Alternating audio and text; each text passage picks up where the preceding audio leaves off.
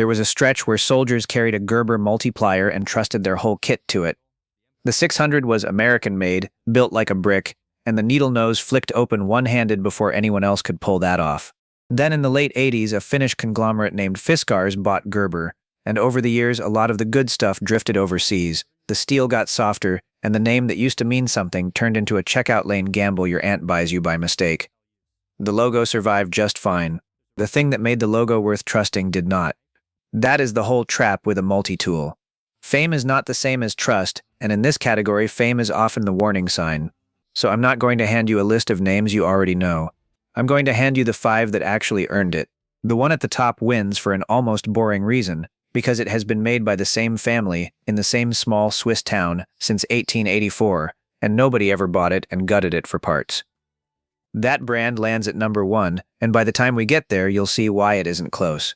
Here's the bar every brand had to clear, because well-made is not enough for a tool that lives on a hinge and a set of pliers, moving metal under load, in your pocket every single day.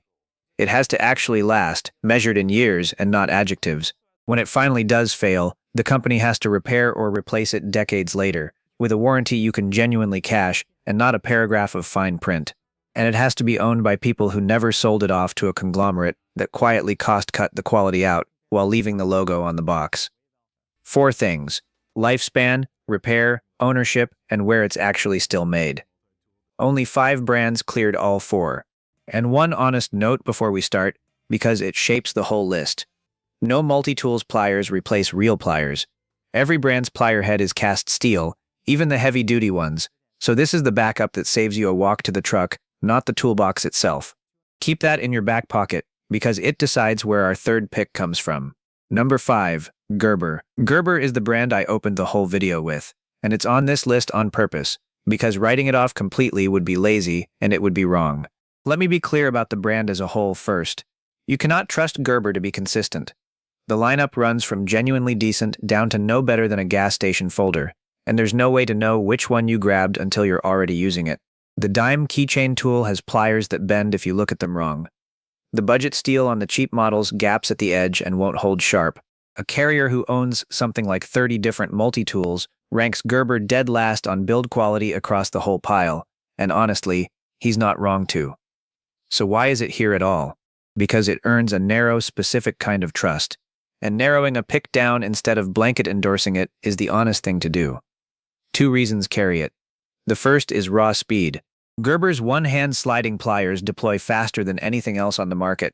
A single flick of the wrist and they're out and locked. And for some people, that is the entire game.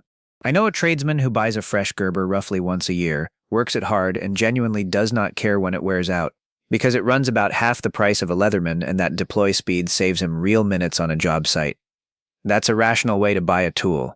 The second reason is the center drive, still made in the United States, and the one Gerber design that gets flat-out respect from people who are hard on their gear.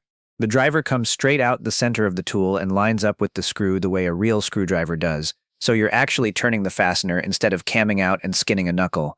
And it takes standard quarter-inch bits, so you're never hunting for some proprietary set.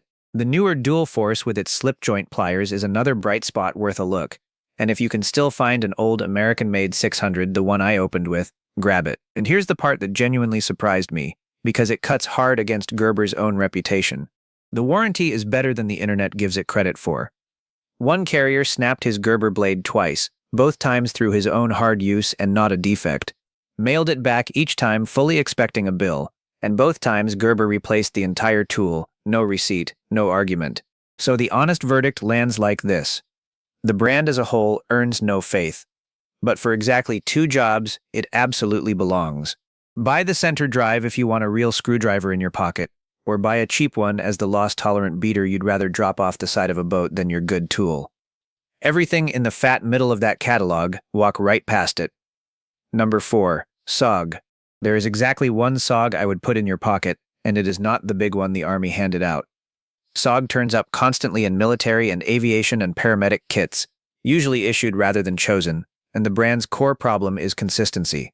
Nearly every clever design they make seems to carry one obvious aggravating flaw, and the quality control is a genuine roll of the dice.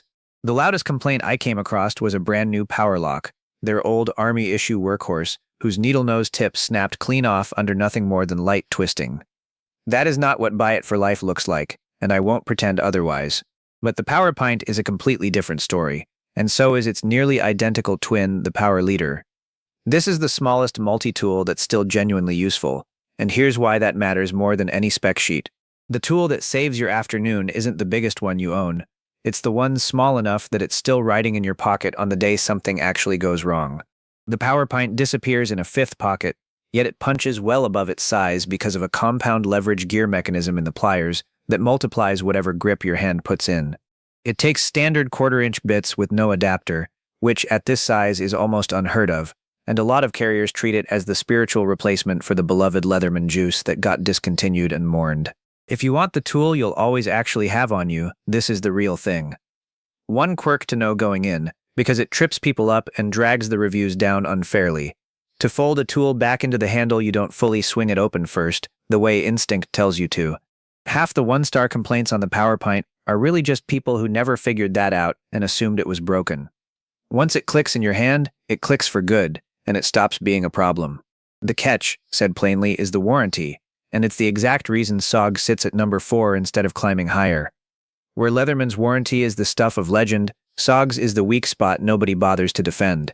Carriers report it being slow, unhelpful, and in some cases tied to producing your original receipt, so check the current terms before you lean on it. The one saving grace is that SOG sells replaceable parts individually, so when something does give out, you can often just fix the thing yourself at the kitchen table. Trust the Power Pint as your small carry tool. Go in knowing you are your own warranty department, and you'll get along fine. Number 3. Knipex. I'm about to break my own list, and I'm doing it on purpose. Knipex does not make a folding multi-tool. It makes pliers, only pliers, and that is precisely why it belongs here. Go back to the honest thing I said up top. Every multi-tool's plier head is cast steel, and none of them are truly excellent at it. So if pliers are the actual reason you reach for a tool, the smart move is to quit asking a multi-tool to be good at them and carry the one brand that never once compromised. Among people who fix things for a living, that brand is the reflexive answer the way Klein is for the electricians. The ownership story here is the exact thing this whole video is built on. Knipex has been an independent, owner-run family company for 4 straight generations, founded back in 1882, and it still forges every single pair of pliers in Wuppertal, Germany. Nobody ever swept in and cut the cost out of it. And that is the direct reason the quality never slipped a millimeter. The two you actually want are the Cobra. They're water pump pliers with a push-button adjustment that resizes the jaw in a second flat. And the pliers wrench, which has smooth parallel jaws that grip a nut on the flats and turn it without ever rounding off the corners. That one tool alone quietly replaces a whole drawer of open-end wrenches, which is the kind of thing you only appreciate the first time it saves you from rounding a bolt on something expensive. And real people carry these every day, not just in a toolbox. The 4-inch pliers wrench and the little Cobra XS, the one everyone affectionately calls the baby Cobra, both ride in a pocket without any drama. Picture a backpacker who dropped his Leatherman for a baby Cobra, then watched a buddy on the trail cross-thread a water filter down onto a bottle and crank it far too tight. Old multi-tool pliers would have slipped off and chewed the threads up worse. The little Knipex bit down, broke it loose, and saved the group's water for the rest of the trip. And the money angle seals it. The crowd that calls nearly every premium tool a brand tax ripoff carves Knipex clean out of that complaint, because one Knipex genuinely does the work of several separate tools, so the math holds even at the higher price. 2 honest notes so you buy this the right way. Almost all of that reverence comes from tradespeople, and for a lot of city carriers, a multi-tool's built-in pliers are genuinely plenty for daily life, so this is the pick for people who actually turn fasteners with any regularity. And counterfeits absolutely flood the online marketplaces, so buy from an authorized seller, not the cheapest listing you can scroll to. Want the budget path instead.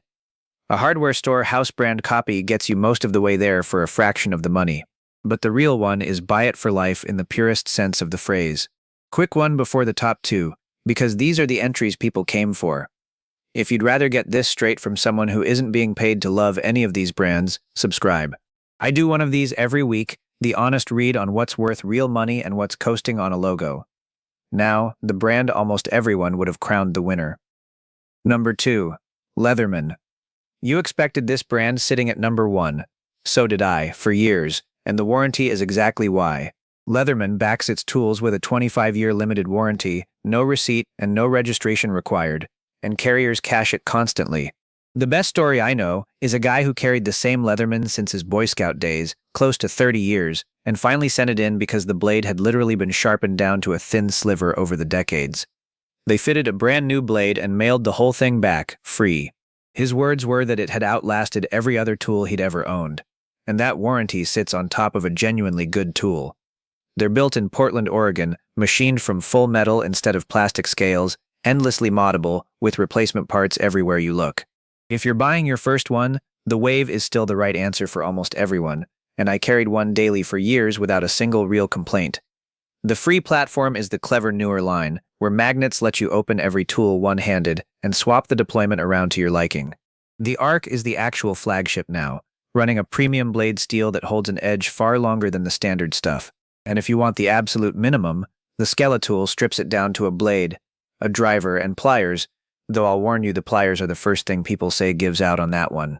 One insider trick before you ever send a tool in: if you mail back a discontinued model, they'll usually swap it for a current one rather than repair yours, unless you tell them it's sentimental and you want your own back. So why is the Buy It for Life gold standard parked at number 2? Because the entire point of this video is calling out a name coasting on its reputation, and I have to be straight even about a brand I genuinely love. In 2025, Leatherman quietly stopped including the sheath and the bit kit that used to come right in the box with most tools, and the real price crept up right alongside it. So for the first time I can remember, the older stock still sitting on the shelf at your local outdoor store, bundled with the sheath and the bits, is very often a better deal than buying new off Leatherman's own website, and the quality control grumbles cluster right where they should least, on the premium models that cost the most. It's still a Buy It for Life brand, and I still recommend it without hesitating. But if I ranked it on its reputation instead of on what's actually in the box in 2025, I'd be doing the exact thing I'm calling everyone else out for. So buy the Wave, buy it off the shelf where it still comes complete, and skip the website markup. One last thing for the value crowd. Those $30 clones you see everywhere only exist because the original patents expired, and they'll hand you the shape of a Wave with none of the warranty and softer steel. Carry the real one for anything you truly have to trust, and let a clone be your knockaround beater. Number 1. Victorinox. Here's the one I promised you at the very top, and it takes the crown for a reason that's almost boring, which is precisely the point. Victorinox has been owned by the same family, the Elseners, since Carl Elsener opened his cutler's workshop in Ebach, Switzerland back in 1884. It is still made in Ebach today, and it carries a lifetime warranty against defects. No private equity firm ever flipped it, and no board ever moved the production somewhere cheaper to hit a quarterly target. That, more than any spec on the box, is why the quality never drifted the way it drifted at every name that got sold. The pliers-style tool you want is the Swiss tool Spirit, and it's the one I've carried for years, and the one I'd hand my own kid someday. The tools sit on the outside of the frame, so you reach every one of them with the pliers folded shut instead of prying the whole thing open. They lock solidly, and the handles are rounded so they never chew up your palm when you're really bearing down. The full-size Swiss tool is the build absolutely everyone praises, but it's honestly too heavy for daily pocket carry, so that one lives in a bag or the glove box. And don't sleep on the plain Swiss Army side of the house either. A Huntsman or a Pioneer runs a fraction of the price. The scissors on them are the best on any folding tool, full stop, and people hand those down for generations too. The build quality isn't just my opinion, it's the flat consensus. Carriers who own both a Leatherman and a Victorinox routinely say the Victorinox is the more precisely made tool of the two, and that same 30 multi-tool collector who ranked Gerber dead last ranked Victorinox first by a clear margin. But the warranty story is what truly seals it, because it goes a step past even Leatherman. A carrier sent in a Swiss tool with a file that had simply worn out from years of honest use.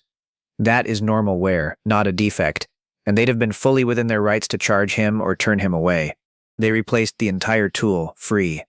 Another guy inherited his back in the late 90s, carried it every single day since, cycled a Gerber and a Leatherman and an old SOG through his pocket over that same span, and found not one of them as solid. Then accidentally shorted a car battery with it and let live current run through the thing for a good 20 seconds.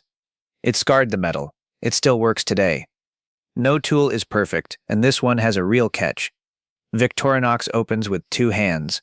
It's a slip joint, so there's no one-handed blade flick. Most models have no pocket clip, and it is not cheap up front. If a fast one-hand deploy is non-negotiable for the way you work, the Leatherman genuinely beats it there, and you should buy accordingly. But if the real reason you click to buy it for life video is that you want to buy one tool, carry it for decades, and eventually pass it down, this is the one. It's the only name on this entire list that never once sold off the thing that made it worth trusting in the first place. So here's the single pattern sitting under all 5, and it's really the only thing you need to walk away with. Every name that held up either stayed in the hands of people who refused to sell it out, or backed it with a warranty it genuinely honors decade after decade. Every name that fell got acquired and quietly cost-cut while the logo stayed right there on the box. A tool you cannot get repaired is disposable no matter how nice the steel is, and these 5 are the ones that'll still be yours in 20 years. If you take nothing else to the store, take this. The Victorinox is the one you buy to hand down. The Leatherman is the one you buy to actually use hard and lean on that warranty. The Knipex is for when pliers are the whole point of carrying anything. The little SOG power pint is for when you want to forget it's even on you. And Gerber, only when you want something cheap enough to abuse without a second thought. Real question for the comments, and I want an actual answer. Did I blow it putting Leatherman at number 2 instead of 1? If you'd still hand somebody a Leatherman over a Victorinox, make your case, because that's the argument I actually want to have down there.